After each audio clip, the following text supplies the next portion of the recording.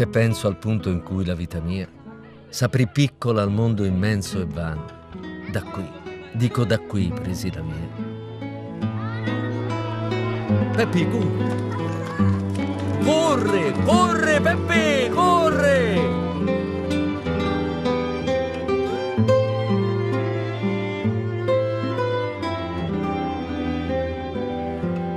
Respiro, osservo, sussulto. Penso, ricordo, rivivo. Luoghi che parlano, vivono, raccontano. Luoghi che celano in ogni tramonto, sfumature di un'anima antica. Luce, colori, profumi, spazio.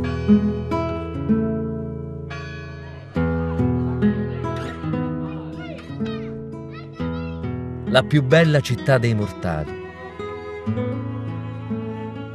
Mi sono sempre chiesto perché mi sentissi fortemente legato a questi luoghi, come se in ogni respiro soffiasse il vento di antiche culture, in ogni voce echeggiassero versi di poesie note, in ogni lacrima si gustasse il sapore salmastro di un mare africano, culla e tormento per popoli d'ogni tempo.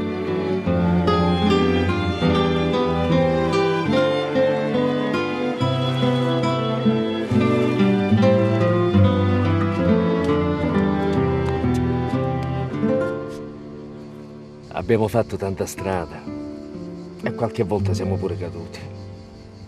Ora alzati, Peppe. Corre!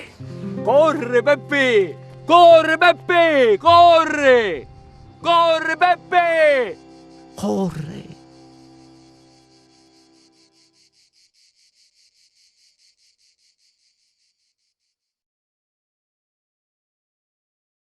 E benvenuti con il nuovo appuntamento di TV Notizie. Abbiamo voluto aprire oggi il nostro telegiornale con il video della corsa di Peppino che ha emozionato la giuria del concorso. Lo spot è stato proiettato nel corso della cerimonia di assegnazione del titolo presso la sala del Ministero della Cultura. Il video è stato sceneggiato da Andrea Vanadia e interpretato dall'attore agrigentino Gaetano Aronica, che è anche la voce narrante del filmato, con la partecipazione del piccolo Aldo Grisafi nella parte di Peppino, mentre le musiche sono state curate dal musicista agrigentino Francesco Buzzurro. E intanto stamani conferenza stampa del sindaco Franco Miccichè presso il foyer del Teatro Pirandello di Agrigento, alla presenza dei partner che hanno contribuito alla vittoria di Agrigento. Noi eravamo sul posto. Sindaco, ecco, sì, ce l'aspettava, non ce l'aspettavamo, ma in ogni caso il bilancio è stato consuntivo, è arrivato. Sì, non me l'aspettavo, ci speravo tanto, certo non me l'aspettavo perché eravamo 10 città tutte forti, tutte ben organizzate, con 10 progetti ambiziosi.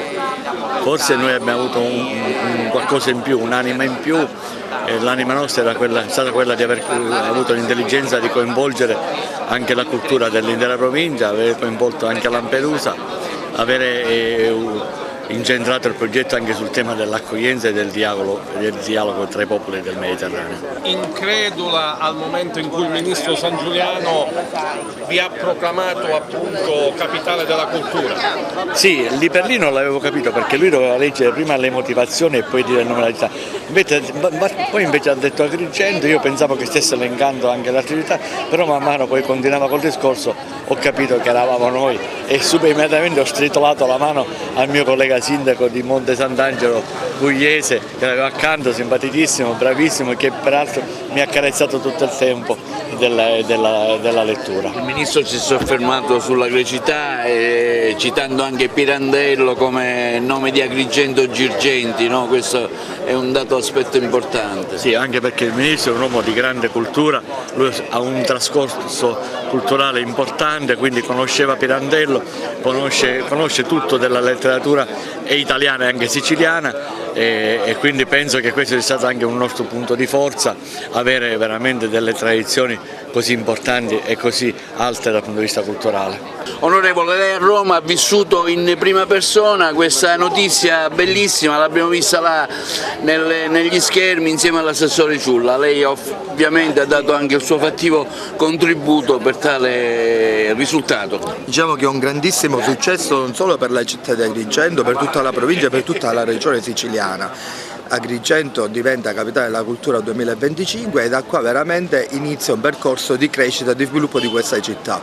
Dobbiamo essere bravi a utilizzare queste somme che arriveranno non solo da Palermo ma anche da Roma per creare quelle condizioni affinché i ragazzi restino qua, cioè questo deve essere veramente un volano per tutti quei ragazzi che vogliono investire. Dobbiamo crescere perché il nostro petrolio è la cultura, il nostro petrolio è il turismo. Se siamo bravi e ora ci sono tutte le condizioni per poterci giocare la partita, possiamo veramente rappresentare il nostro territorio e dargli quella possibilità di crescita che da tanto tempo viene annunciata. Anche perché le statistiche dicono che già da qualche anno prima i flussi aumentano, perché la curiosità della gente insomma viene attratta dalla prossima capitale della cultura. Sì, già ieri sono stato chiamato da una serie di proprietari di B&B che mi hanno detto: Lillo, guarda, dopo che è stata proclamata Agrigento capitale della cultura, immediatamente abbiamo avuto delle prenotazioni già durante l'anno, quindi questo è il segnale subito imminente che arriva e da là noi dobbiamo approfittare, non dobbiamo utilizzare solo come un momento occasionale, ma che sia veramente un momento per programmare e portare avanti tutto quello che naturalmente può servire al territorio. Un commento a caldo di questo risultato eclatante che diciamo si ci aspettava, non si ci aspettava, insomma è arrivato. Sì, era un risultato che chiaramente auspicavamo arrivasse ed è arrivato in una finale, in una competizione fatta di città bellissime, una più bella dell'altra, però Agrigento ha prevalso, questa volta ha ottenuto questo meritatissimo e ambito premio, ambito riconoscimento come città capitale italiana della cultura, un orgoglio, una soddisfazione per la nostra amministrazione, per tutto il territorio agrigentino non solo, ma anche una grande opportunità di nuovo come fu Palermo nel 2018 per tutta la regione siciliana, perché quello che ci aspetta e speriamo che sia così, un incremento turistico, quindi un indotto non indifferente economico, gioverà anche quelle che sono le realtà di Palermo, Trapani, Catania, dove c'è per esempio l'aeroporto. Chiaramente tutti i turisti che verranno da fuori passeranno da lì, poi verranno ad Agrigento, quindi un indotto economico per tutta la regione siciliana. Come Presidente del Parco, ecco, come ha accolto questa notizia?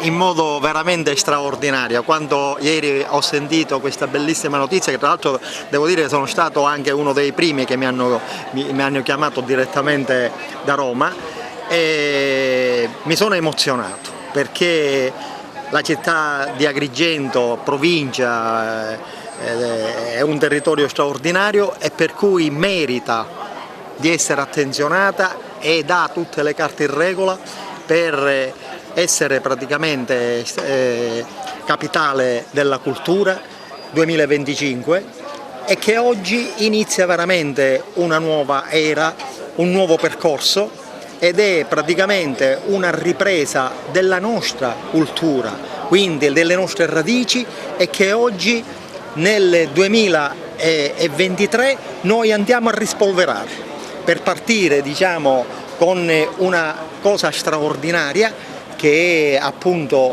avendo anche delle potenzialità dal punto di vista culturale, ce l'ha tutti. Oggi anche dal punto di vista economico, perché 1 milione di euro è una bella somma che può fare veramente la differenza per questa straordinaria città e provincia. Beh, essere orgogliosi è poco, lo vado dicendo da tempo. Noi abbiamo in custodia un tesoro che ha una portata culturale immensa e lo abbiamo da 2600 anni. Questa è l'occasione per farlo conoscere. Noi siamo estremamente soddisfatti di questo risultato. Agrigento, al centro della Costa del Mito, continua a essere il motore per uno sviluppo di un intero territorio che va da Selinunte a Gela. Questa è la punta di diamante, un'opportunità che sicuramente non perderemo. Anche il Vescovo di Agrigento, Monsignor Damiano, e l'Onorevole Pecoraro Scanio hanno espresso le loro felicitazioni su Agrigento, capitale della cultura 2025. Le interviste. Da Corce in Albania, dove mi trovo in visita pastorale alla nostra comunità missionaria, apprendo la proclamazione di Agrigento capitale della cultura italiana 2025. Mi unisco alla gioia del nostro territorio, ricco di testimonianze storiche e unicità paesaggistiche e ambientali, per il prestigioso traguardo raggiunto, frutto dell'impegno che si è profuso in questo tempo di preparazione. Mi congratulo con i promotori dell'idea progettuale contenuta nel dossier di candidatura e auspico che l'esperienza giovi alla crescita della nostra terra. Questa proclamazione, insieme a un riconoscimento, è certamente per noi anche un impegno perché questa promozione possa superare e continuare dopo l'anno 2025. Un riconoscimento prestigioso per tutto il nostro territorio. La vittoria di Agrigento, capitale della cultura italiana 2025, è una vittoria per una città magnifica, per una provincia importante, ma anche per tutta la Sicilia e il nostro mezzogiorno, quella che è stata la Magna Grecia e che si riassume in modo eccezionale in una città come Agrigento, che è anche città di natura, pensiamo solo alla Scala dei Turchi, ma alle bellezze naturali, ma è anche città di cultura, pensiamo a Pirandello, ma pensiamo a tanta storia che ci accomuna a questa città.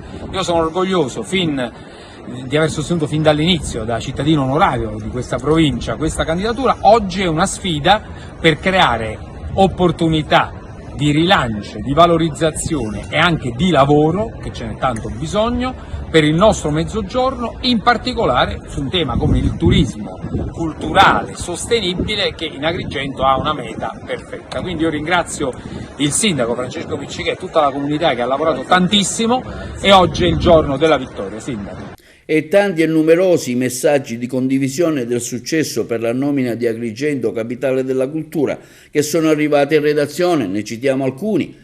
Tra questi quelli del vertice del Partito di Fratelli d'Italia, Catalano e Piparo, di Roberta Zicari, consigliere comunale di Agrigento, e del parlamentare regionale onorevole Giusy Savarino, della CNA di Agrigento, del direttivo della Fondazione del Teatro Pirandello, della società Dante Alighieri, la dottoressa Enza Ierna, del partito di Cuffaro della Nuova DC e del parlamentare regionale Pace, del parlamentare nazionale del PD Giovanna Iacono e di quello regionale Michele Catanzaro, dell'assessore regionale al turismo Elvira Amata e dell'assessore alla cultura Scarpinato, del rappresentante del cartello sociale di Agrigento, del parlamentare di 5 Stelle onorevole Ida Carmina, del parlamentare agrigentino di Forza Italia onorevole Riccardo Gallo e tutto il gruppo consigliare al comune di Agrigento, del sindaco di Palma di Montechiaro Castellino e quindi quello di Marcello Giavarini, ex presidente dell'Acagas, che afferma come deve essere uno stimolo per fare di più. PNRR, rigenerazione urbana, questo è il tema del convegno che si è tenuto presso il Museo Archeologico di Agrigento, organizzato dall'Ordine degli Architetti della città, 5 progetti finanziati per un importo di circa 24 milioni di euro. Noi lo abbiamo seguito.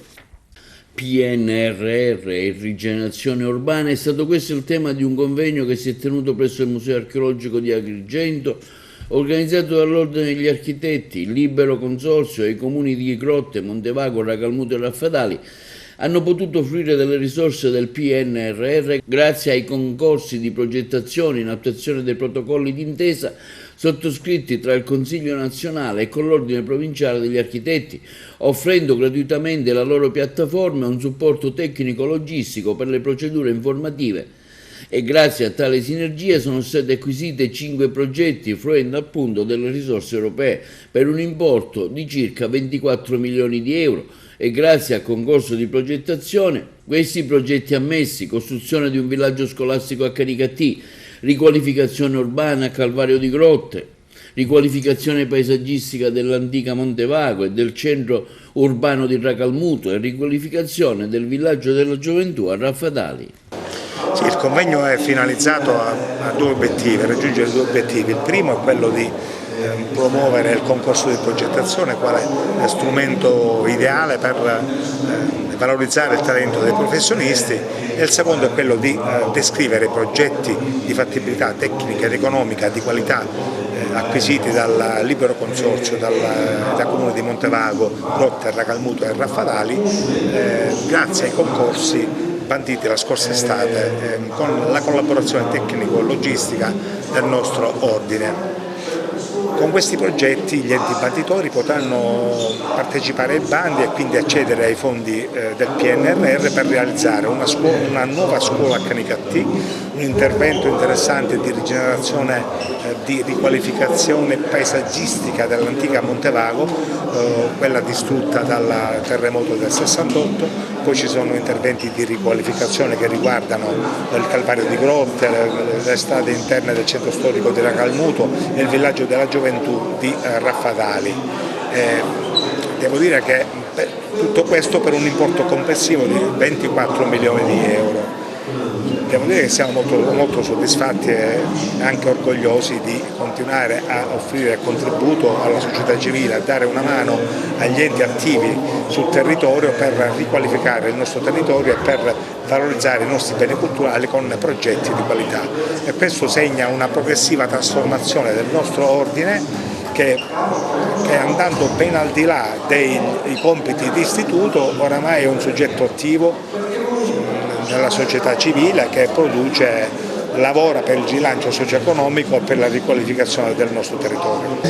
Sì, intanto è stata una sorpresa per me apprendere oggi che Agrigento, e mi ha fatto molto piacere, è capitale della cultura italiana 2025 e questo è una cosa estremamente bella e estremamente importante. Si lega ai 5 concorsi di architettura stati fatti, anche questa è una cosa eccezionale, e quindi giornata di festa, e quello che ha annunciato è che nel 2025 certamente gli ordini di architetti italiani, il Consiglio nazionale, faremo un bel evento, una conferenza di architetti italiani qui ad Agrigento, perché è un momento talmente importante che vogliamo che tutti gli architetti italiani possano godere di questa grande opportunità.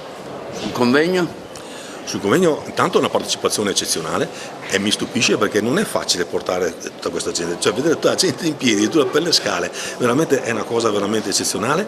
Il tema per noi è affascinante, sapere che vengono fatti i concorsi per i quali noi ci siamo battuti in 2 gradi, con la logica che vogliamo noi, che chi è ammesso al 2° grado ha un compenso, che chi vince farà gli altri gradi di progettazione. E per promuovere la centralità del progetto è un tema veramente per noi veramente fondamentale, quindi particolarmente felice di essere qua. Questa è un'iniziativa di grandissimo interesse e molto virtuosa perché è un esempio di come l'energia dell'ordine territoriale, degli architetti, collegata alla volontà delle amministrazioni, possa mettere in moto un percorso appunto virtuoso di utilizzo dei finanziamenti dentro la qualità dell'architettura. Cioè il concorso di progettazione in 2 fasi è un concorso che garantisce innanzitutto la partecipazione dei più giovani e quindi alza il livello e l'energia del progetto d'architettura, fornisce all'amministrazione un progetto d'architettura di qualità e innovativo e permette alle pubbliche amministrazioni di utilizzare i fondi, perché uno dei grandi problemi, come sappiamo, in Sicilia ma non solo, in tutta Italia, è la grossa difficoltà a utilizzare i fondi europei proprio per mancanza di progetti. Il percorso del concorso di architettura è un percorso che non fa perdere tempo, anzi lo fa guadagnare, perché è un investimento di tempo iniziale minimo, principalmente organizzativo, ma fa guadagnare tempo in tutte le fasi successive, perché garantisce un progetto di alto livello, quindi una diminuzione della conflittualità fra le imprese e la pubblica amministrazione, di semplicità della realizzazione, proprio perché il livello di progettazione è più alto. Questa è una cosa che purtroppo nel nuovo codice degli appalti è stata negata e non compresa gravemente. Temo che vedremo delle conseguenze molto gravi proprio sulle opere pubbliche nei prossimi 4-5 anni, perché questo percorso è un percorso contro la virtuosità del fare le cose, aumenterà le conflittualità, aumenterà i costi, aumenterà le spese, non velocizzerà i tempi. Questo esempio di oggi è un esempio invece di come attraverso la qualità e la programmazione dentro il concorso si possono ottenere grandi risultati. Grande soddisfazione, abbiamo approfittato di questa importante occasione che ci è stata data, cioè quella di utilizzare dei fondi per i concorsi di progettazione. Questo progetto riguarda la riqualificazione del Calvario, una zona molto importante per il nostro territorio, molto amata dai nostri cittadini. Questo ci consentirà di realizzare un progetto esecutivo che rientrerà per un importo di circa 2 milioni di euro nell'ambito di quei 24 milioni di euro che grazie al concorso di progettazione saranno innestati nel nostro territorio. Quindi il fatto che Grotte ancora una volta sia tra quei comuni che riescano ad approfittare di queste importanti occasioni che ci vengono messe a disposizione per noi è motivo di orgoglio e quindi come sindaco non posso essere che veramente soddisfatto. Siamo tra coloro i quali hanno avuto finanziato la progettazione appunto di un recupero della vecchia Montevago con l'obiettivo di puntare alla rigenerazione urbana e far sì che il vecchio centro col nuovo centro possano essere il più uniti possibile, e questa è una bellissima opportunità che capita in una giornata storica per la nostra provincia, per Agrigento città della cultura 2025, quindi credo che quello che l'Ordine degli Architetti oggi ha organizzato è forse sapendolo o non sapendolo, questo non saprei dire, però sicuramente si cala in questo contesto e Agrigento da un lato, il territorio dall'altro, può dare veramente risalto e lustro a questo bellissimo momento che la nostra provincia sta vivendo. Patologie respiratorie allergiche, questo è il tema della convention che si è tenuta nella giornata di ieri e di questa mattina ad Agrigento. Presidente del convegno medico scientifico, il dottor Calogero Caramazza. Seguiamo le interviste. Patologie respiratorie allergiche, oggi 15° appuntamento di corso di aggiornamento sulle malattie allergiche e respiratorie. Sì, oggi effettivamente è il 15° appuntamento. Dopo 3 anni di pandemia che non si facevano più convegni, finalmente abbiamo ripreso e c'è stata una grande partecipazione da parte di molti medici con un numero di relatori e moderatori di alto livello e ovviamente sono stati puntualizzati gli aggiornamenti che riguardano l'asma, che naturalmente è sempre, ricordiamoci, di natura allergica, perché in genere l'80% dei soggetti asmatici sono allergici, quindi iniziano con una rinite allergica, soprattutto in periodo primaverile come in questo periodo, e poi la rinite allergica si complica con l'asma allergico. Quindi nell'asma il caposaldo principale resta sempre i broncodilatatori con i corticosteroidi per via inalatoria, però ci sono altri farmaci tipo gli antistaminici, gli antileucotrienici che aiutano a migliorare. Però dell'asma bisogna anche sottolineare un altro aspetto, che oltre all'asma normale esiste la cosiddetta asma grave. L'asma grave è un tipo particolare di asma di cui ne soffrono in Italia ben 300.000 persone, mentre ricordo che i soggetti asmatici in tutta Italia sono 3 milioni. Però il 10% di questi, appunto, 300.000, soffrono di un'asma cosiddetta grave. Cosa significa? Significa che è un'asma che non risponde alle comuni terapie e hanno bisogno delle cosiddette terapie biologiche, che sono farmaci molto costosi che vengono prescritti solo da alcuni centri prescrittori e hanno come caratteristica l'aumento di alcune cellule che si chiamano eosinofili. Quindi quando questi eosinofili sono in numero eccessivo vanno a colpire i bronchi e rispondono solo alla terapia con alte dosi di cortisone o con i farmaci biologici. Quindi prima si curava solo il cortisone, però sappiamo che il cortisone ha degli effetti collaterali, non si può fare a lungo. Quindi per fortuna sono venuti fuori questi farmaci biologici che permettono di curare quest'asma che prima possiamo dire era incurabile. L'altra patologia importante, come dicevo, è la BPCO, che significa broncopneumopatia cronica ostruttiva e che viene soprattutto nei soggetti fumatori. Quindi quando un soggetto fuma da almeno 30 anni si determinano delle alterazioni a livello dei bronchi che si induriscono, vengono proprio deteriorati, per cui si irrigidiscono e non si dilatano più, che noi dobbiamo considerare il bronco come un organo che normalmente si può restringere ma si può dilatare facilmente, perché il bronco ha una sua muscolatura liscia. Quando purtroppo questo muscolo si deteriora e si irrigidisce, chiaramente non si dilata più e quindi la broncopneumopatia cronica è più grave dell'asma, perché mentre l'asma con gli spray e con i farmaci inalatori riesce ad essere curata meglio, purtroppo nella BPCO quando si raggiunge un certo livello non c'è più niente da fare e i soggetti sono purtroppo destinati ad andare incontro all'insufficienza respiratoria e quindi andare avanti solo con l'ossigeno a permanenza. Il fenomeno nel nostro territorio che dimensione assume, dottore?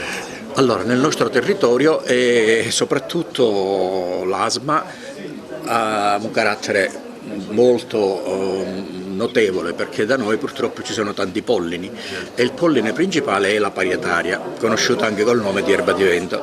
La parietaria purtroppo determina tanti casi di allergia che purtroppo oltre alla rinite determinano l'asma, perché i pollini della parietaria sono talmente piccoli che superano la barriera nasale e arrivano facilmente ai bronchi.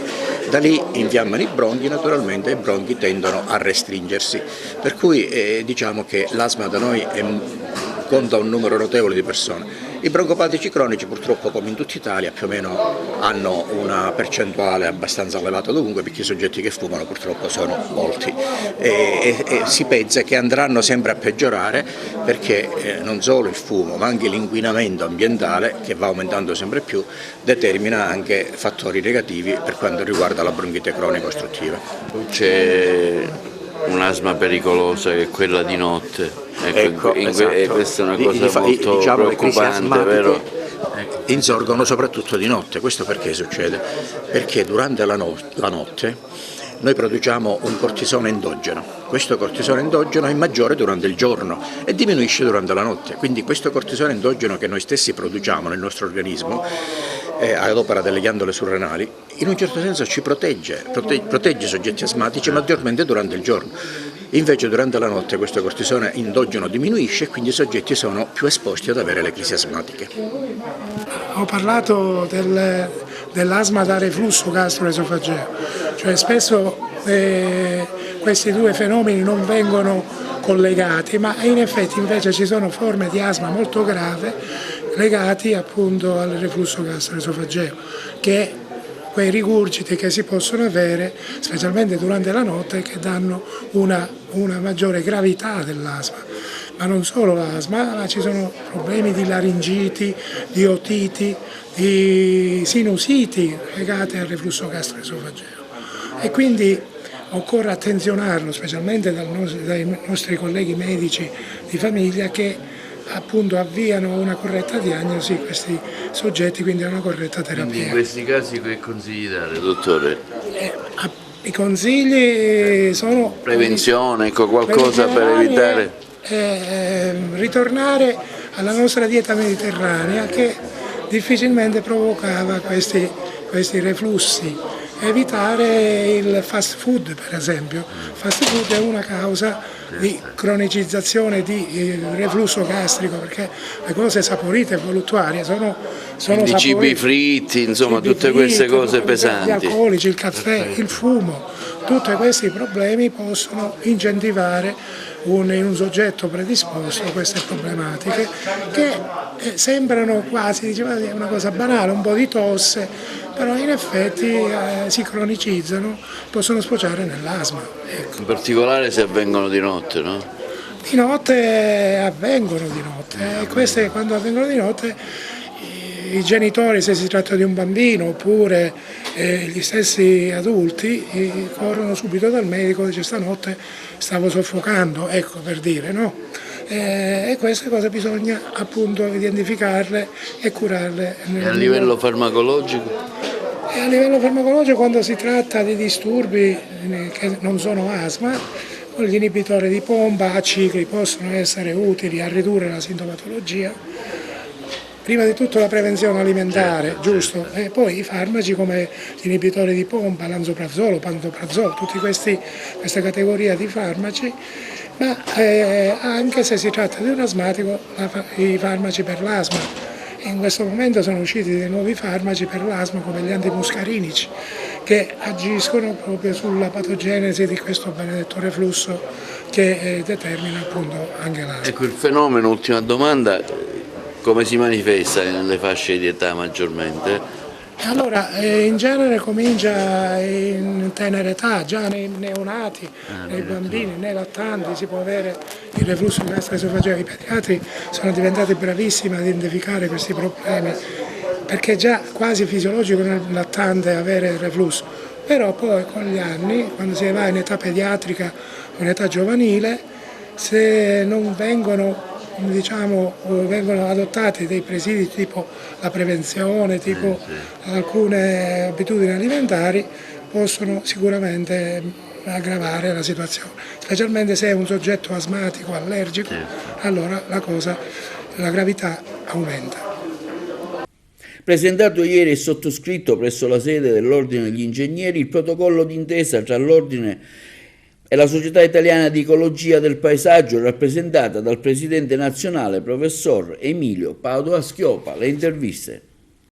Presentato ieri presso la sede dell'Ordine degli Ingegneri di Agrigento il protocollo d'intesa tra l'Ordine stesso e la SIE, IALE, Società Italiana di Ecologia del Paesaggio, rappresentata dal presidente nazionale professor Emilio Padoa-Schioppa, diversi rappresentanti del settore intervenuti anche in videoconferenza, presentate anche le nuove iniziative promosse dall'Ordine degli Ingegneri di Agrigento per il rilancio della professione e la sua sinergia con il territorio. Oggi è giornata storica per gli ordini professionali con l'Ordine di Agrigento della provincia di Agrigento capofila, ma tutti gli ordini professionali della rete delle professioni tecniche hanno aderito e patrocinato questo evento che fa, come dire, da aprifila per continuare il coinvolgimento degli enti territoriali, quindi comune, province e tutti gli stakeholders che si cimentano nella redazione di progetti nell'ambito del PNRR.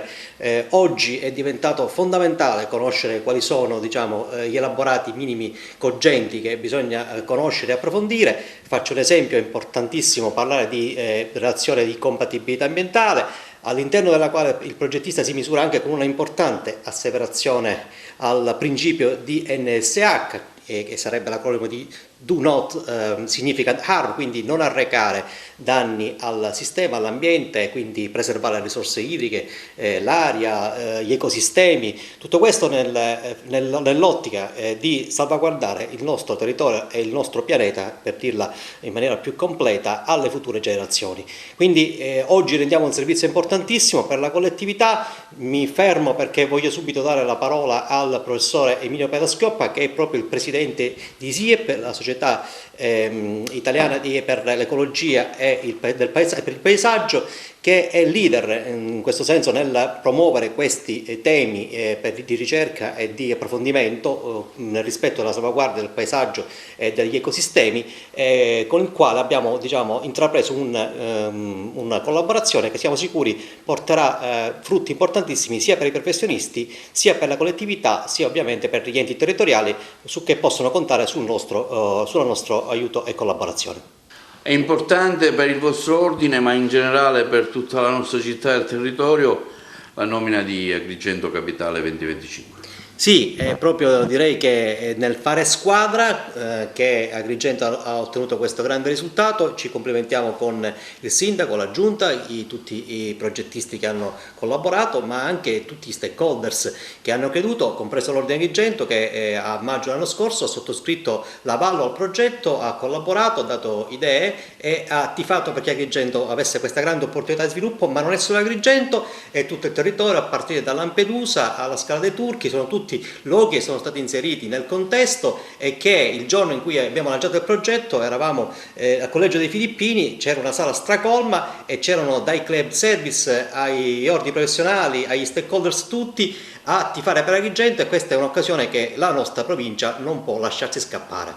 Allora, per SIEP la firma di questo protocollo è un punto di partenza importante perché prosegue un lavoro che abbiamo fatto da anni di dialogo con le realtà territoriali. Noi siamo una società scientifico-professionale relativamente piccola ma nazionale, quindi abbiamo a volte uno sguardo nazionale, ma poi i progetti e le cose si fanno sul territorio, quindi dialogare con tutte le realtà che sono coinvolte nella fase di progettazione per noi è importante. L'ecologia del paesaggio ha un po' l'ambizione di inserire i singoli progetti nel loro contesto e quindi dargliene un significato totale, capire, quindi valutare creano danni, se creano benefici, quali, come e quanto, in un contesto più ampio.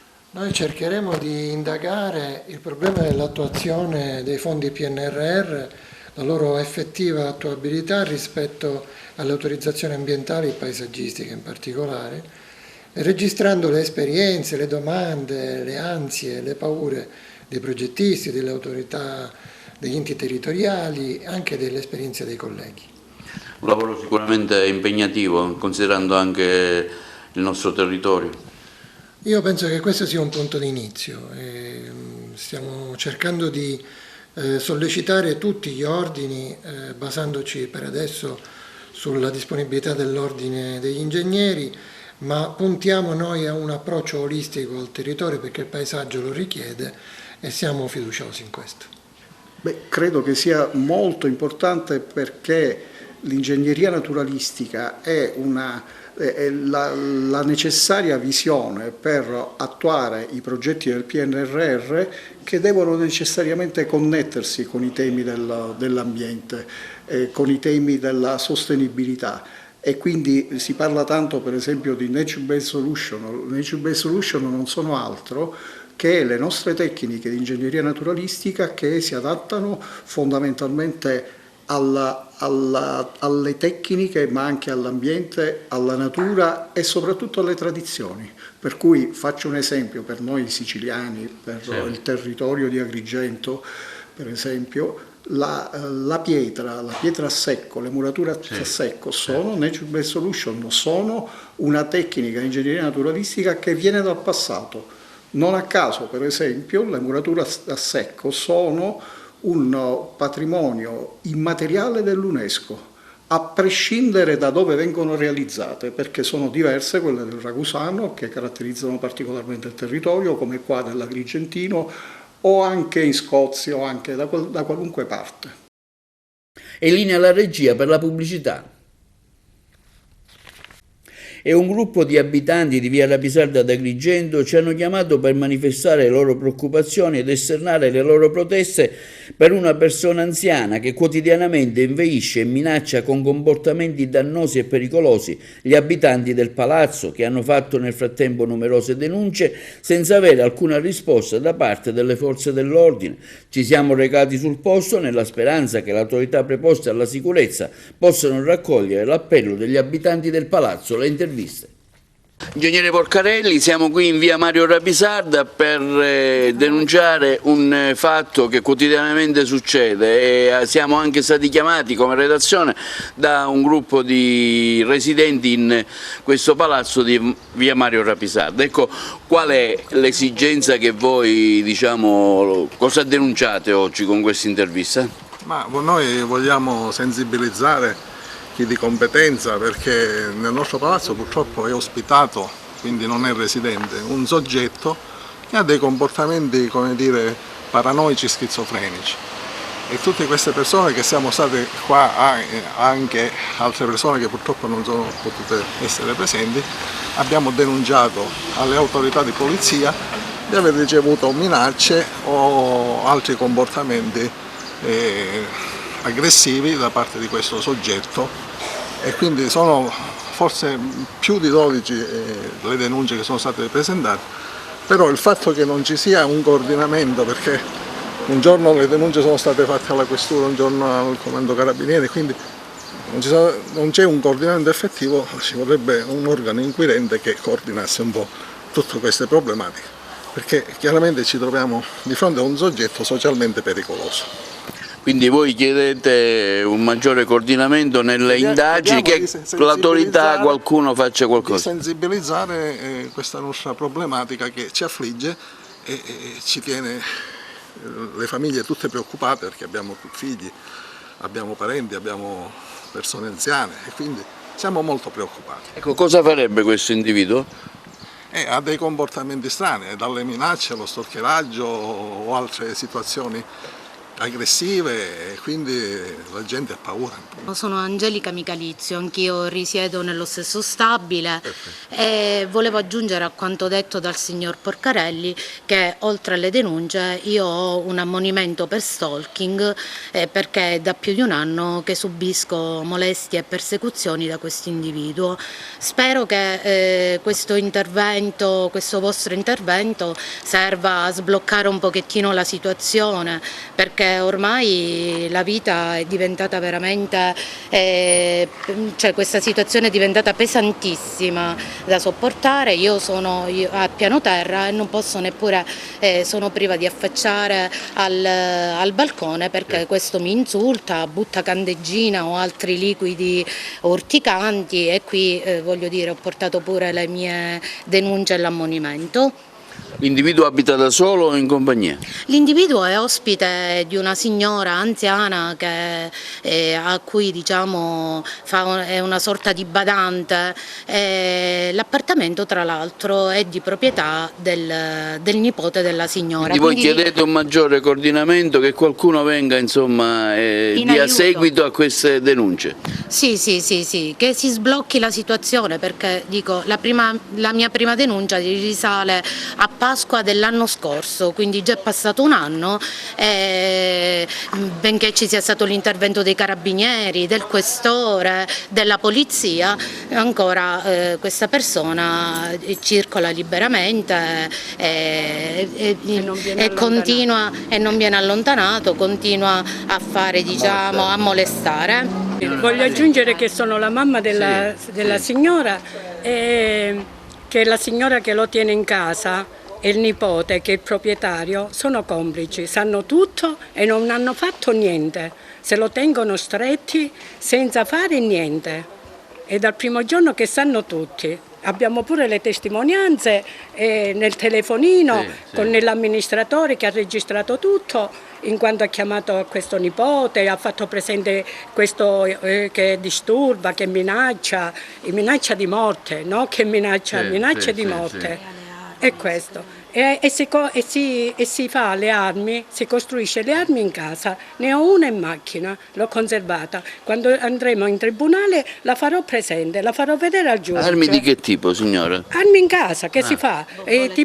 Tipo le bombole, scende con bomboloni in mano e spruzza, oppure con due antenne tipo che vuole cavare gli occhi, oppure l'ombrello e scende con l'ombrello e minaccia di morte, tipo un'arma praticamente, infatti la tiene così. Io abito al terzo piano e vedo tutto, sono diventata un detective. No, io ovviamente non c'è niente da aggiungere, perché hanno detto la verità, tutto ciò che tutti siamo stati, o comunque la maggior parte, minacciati, siamo impauriti, perché ovviamente io ho bambini piccoli, devo stare attento se lui deve entrare, deve uscire, mi devo guardare le spalle, ecco. È celebrata a Montevago la giornata mondiale 2023 della consapevolezza dell'autismo. Innanzitutto mi sembra doveroso, nella giornata dedicata alla sindrome dello spettro dell'autismo, fare il punto della situazione e capire che l'autismo non è soltanto una patologia che interessa i piccoli, ma è una patologia che interessa anche gli adulti, e questa è una cosa che a volte è difficile, e mi riferisco in particolare alla politica, percepire. Pensiamo sempre che è un problema intanto relegato a pochi e poi ai bambini, e quindi oggi mi auguro che in questo convegno vengano fuori anche soluzioni, proposte, modalità di come intervenire anche per gli adulti. La politica può fare moltissimo e ha fatto tanto, perché intanto la diagnosi deve essere fatta in maniera precoce, e questo la politica lo ha capito nella misura in cui ha cominciato a dare fondi per poter fare gli screening, per poter fare prevenzione, perché un conto è intervenire nei primissimi, direi quasi mesi, ma insomma anni di vita, un conto è intervenire quando si è più avanti, diciamo così, negli anni. Oggi il confronto è appunto tra politica da un lato, associazioni, famiglie, scuola. Solo se si fa rete e se il territorio si prende in carico quella che è la sorte dei problemi degli altri, allora si possono trovare soluzioni. Quindi io intanto ringrazio i relatori, ringrazio l'assessore Barrile, ringrazio gli organizzatori, ringrazio la preside, ringrazio tutti coloro che in qualche maniera sono stati oggi l'interfaccia perché questa giornata non solo potesse andare bene, ma potesse portare un contributo al dibattito che sull'autismo si sta facendo.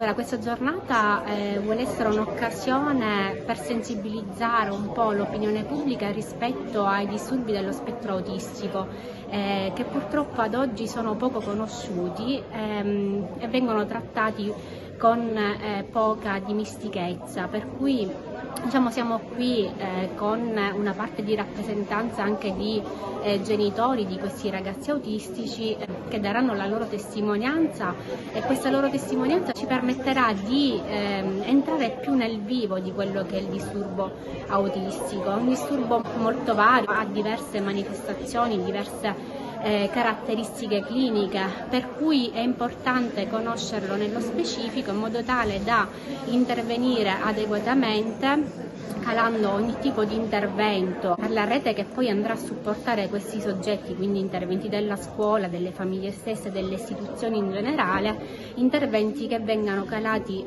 sui bisogni specifici di ciascun individuo. Parlare di autismo non è soltanto parlare di una patologia che in questi ultimi anni ha avuto una crescita esponenziale, ma parlare anche di cosa possiamo fare ognuno di noi, e ognuno di noi è responsabile dell'intervento sui soggetti autistici. È chiaro, una giornata di questo ci deve ricordare soltanto il fatto che c'è questa problematica che va condivisa in tutti i contesti, non soltanto familiare, che hanno il grosso peso di gestire una problematica così grave, ma anche della scuola e dai centri di riabilitazione o di abilitazione, ma i centri diurni, i centri ambulatori. E passiamo ora allo sport. Il Licata Calcio, militante nella Serie D Girone I, incontrerà domenica la squadra della Sanca Caldese, entrambi a pari punti, 41. Abbiamo sentito il mister Giuseppe Romano. Mister, si torna in campo dopo la pausa, arriva una sfida importante, un big match per il Licata contro la Sanca Caldese. Sì, domenica sicuramente sarà una partita di cartello, perché tutte e due le squadre siano a un punteggio di 41 punti e un eventuale risultato importante sia da una parte che dall'altra rilancerebbe una squadra nell'orbita dei playoff. Come si arriva a questa sfida, mister? No, bene, siamo andati bene, la pausa sicuramente ci ha rivitalizzato, anche perché abbiamo recuperato un po' di energie, siamo freschi mentalmente e anche fisicamente, per cui credo di arrivarci bene. Sarà il rush finale per il Licata? Sì, ma per tutti sarà un rush finale, chi per conseguire obiettivi di uscire dai play-out, chi per la salvezza, chi per entrare dentro i play-off, per cui saranno sicuramente 6 partite dove ognuno di queste squadre cercherà di arrivare al proprio obiettivo. C'è voglia di tornare a vincere? Sicuramente non vinciamo da 5 partite, abbiamo fatto 2 pareggi e 3 sconfitte nelle ultime 5. C'è tanta rabbia, ma nello stesso tempo tanta consapevolezza che domenica dobbiamo affrontare una partita importante, ci dobbiamo arrivare con la testa giusta per far nostra la partita. Sicuramente sarà una gara difficile come sempre, però ce la dobbiamo mettere tutte per cercare di alzare l'asticella di quello che ci eravamo prefissi all'inizio stagione e cercare di lottare fino alla fine per centrare un posto nei playoff. Sarà una Sanca Caldese diversa quella affrontata all'andata? Ma credo di sì, anche perché un po' hanno fatto dei buonissimi risultati, la guida tecnica ha dato tanto entusiasmo dopo la presenza di Infantino, ha dato dei risultati importanti, ha dato sicuramente valore a una squadra che secondo me ha un valore importante in questa categoria. Giornata importante domani per la squadra della nostra città. L'Agragas avrà uno scontro diretto con la capolista Enna, una partita decisiva per andare alla serie superiore. Si prevede per domani un record di pubblico all'Esseneto. Vediamo il servizio di Carmelo Lentini con un'ampia panoramica sportiva. È arrivato il giorno più atteso e importante dell'intera stagione dell'eccellenza A. Akragas ed Enna, appaiate in vetta alla classifica, tolta la sfida dell'Esseneto, ad un paio di gare dalla fine del torneo cercheranno di superarsi a vicenda per cercare di tagliare il traguardo tanto agognato. Chi avrà più punti approderà in D, mentre chi arriverà al secondo posto avrà diritto ai playoff. In poche parole siamo arrivati alla resa dei conti, ecco perché l'Akragas e anche l'Enna sono obbligati a vincere. Un pari servirebbe ad alimentare le speranze per un probabile ed ulteriore spareggio. Vincere significherebbe continuare a coltivare i sogni di promozione in Serie D. Ma vediamo quale sarà la coda di questo campionato per entrambe le contendenti. L'Akragas, dopo la sfida con l'Enna, dovrà recarsi fuori casa con il Don Carlo Misilmeri e concluderà all'Esseneto con il Resultana San Lorenzo. L'Enna invece affronterà in casa la retrocessa Parma e concluderà il percorso in campionato al Giovanni Bruccoleri contro la Pro Favara. Domenica 16 aprile dunque si avrà il responso definitivo e solo in quella occasione qualcuno di loro potrà festeggiare. Ma qual è l'attuale situazione preparatoria a questo match che sta registrando il sold out dei posti disponibili dello stadio Esseneto? Di certo è stata una settimana molto impegnativa e carica di pressione, anche perché c'è la consapevolezza dell'importanza che potrà uscire fuori da questa sfida. All'andata allo stadio Gaeta un gol di Audiac segnò la prima sconfitta stagionale dell'Akragas ed anche questo sarà un motivo in più per vendicare questo stop arrivato in maniera molto casuale e in una delle pochissime azioni da rete degli ennesi. Tra gli ex spiccano Giuseppe Prestia, il Trottolino, la scorsa stagione in biancazzurro, insieme al portiere Salvatore Di Carlo, che attualmente è secondo di Caruso. Alla vigilia di questo match, entrambe le squadre sono trincerate dietro un muro di silenzio. La posta in palio è molto alta e stanno continuando a studiarsi a vicenda alla ricerca di eventuali punti deboli. Dal punto di vista logistico, la tribuna centrale è esaurita. Molti giornalisti della stampa accreditati e provenienti da tutte le parti, compresi osservatori ed altri personaggi legati all'ambiente del calcio. I due tecnici Pippo Strano, che comunque sarà assente per scontare una squalifica, che Terranova hanno studiato nei minimi dettagli le strategie da adottare in occasione di questo spareggio che assegnerà sicuramente 3 punti importanti e ad un paio di giornate dalla conclusione della stagione. Una cosa è certa, entrambi i mister hanno solo un obiettivo da centrale, la vittoria. Cresce l'adrenalina tra i tifosi di Fede Bianca-Azzurra che continuano ad accaparrarsi i biglietti in curva sud, i soli rimasti a disposizione. Da sottolineare il grande amore per la squadra del cuore akragantina, dei tantissimi residenti fuori residenza, quindi fuori da Agrigento, che pur non potendo essere presenti all'Esseneto, hanno voluto acquistare un biglietto per testimoniare la propria vicinanza, contribuendo alla causa biancazzurra. Un ennesimo atto d'amore e non poteva essere altrimenti. Questa sfida intanto è stata affidata ad un fischietto proveniente da Barletta. Si tratta di Antonio Spera, che si avvarrà della collaborazione di Andrea Calanni di Barcellona Pozzo di Gotha e Nicola Conticello di Catania. Se terminasse oggi con questa classifica, la Pro Favara sarebbe fuori dai playoff. Ecco perché sarà importante per gli uomini di Catalano superare il Gela e poi sperare in un risultato di vittoria, anche di un pari tra Akragas ed Enna. Solo così ridurrebbe il distacco ed inserirsi nella griglia playoff. Per quanto riguarda l'Unità Sciacca, ha una tenue speranza di inserimento per la coda del campionato, a patto però che batta il Mazzara e le successive gare in programma. Comunque queste sono le gare di questa domenica, valevole per la terzultima giornata, che vede Gaetano Milone di Barcellona Pozzo di Gotha arbitrare la gara Pro Favara Gela ed Ilaria Di Florio di Palermo il match tra Unità Sciacca e Mazzara. Ma vediamo quali sono le partite programmate per questa domenica. All'Esseneto il big match Akragas Enna, poi Casteldaccia Resultana, Nissa Leonfortese, Oratorio Marineo Don Carlo Misilmere, anche questo si può classificare un derby del palermitano. Parmonval Cus Palermo, anche questo un derby, però con la Parmonval oramai retrocessa nel campionato di promozione.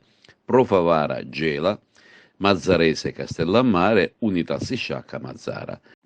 E diamo un'occhiata alla classifica generale. L'Acragas a braccetto invece la classifica con 65 punti, Pro Favara 55, Don Carlo Misilmere e Mazzarese 50, Mazzara 43, Unitas Sciacca 41, Casteldacce 32, Nissa 31, Castellammare 29, Oratorio Marineo 27, Resuttana, Leonfortese e Gela 26 punti, quindi la lotta si sta facendo veramente aspra per quanto riguarda la griglia play-out, e infine Cus Palermo 23 e Parmonval ormai retrocessa con 8 punti. Eccoci in sala stampa con Desiderio Garufo. L'Acragas prepara la partita dell'anno, la partita più importante della stagione, in casa contro l'Enna domenica prossima, ore 16 all'Esseneto. Una partita che promette spettacolo e tante emozioni.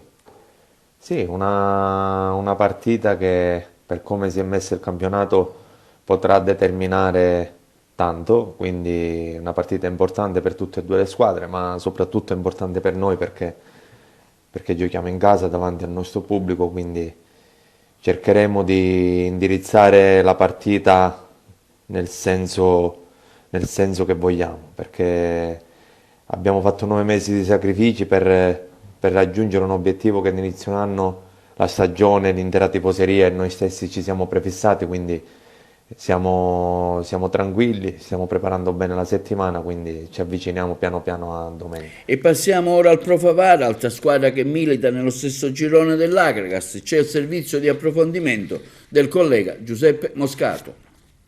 Potrebbe essere la partita dell'anno, quella che domani la Pro Favara gioca tra le mura amiche con la città di Gela.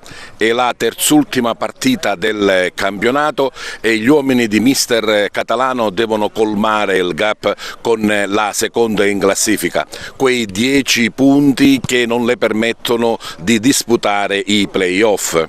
Dopo una stagione brillante come quella della Pro Favara sarebbe veramente uno smacco impensabile per tutta la città.